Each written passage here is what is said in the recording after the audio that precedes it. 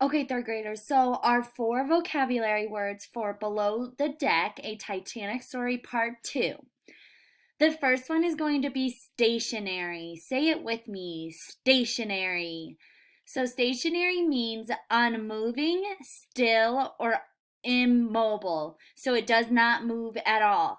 The picture that is paired with stationary this week is this guy trying to push a bulldozing ball. So that's going to be unmoving or still because it's so heavy. Our next word is going to be abandon. Say abandon with me. Abandon. So abandon means leave, lost, or alone. So this week's picture paired with abandon is going to be the shopping cart because the shopping cart is abandoned out in the middle of the field.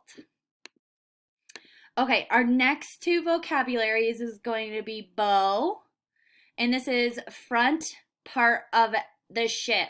So this is the bow right here, the front part of the ship.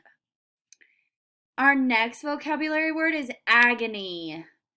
So this person is in extreme pain or suffering. Agony. So the soccer player is in agony because he got kicked in his shin. Okay, third graders, this was our four vocabulary words that we're going to be looking for as I read chapters 4 and 5 this week. Good luck, and I'll catch you in later slides.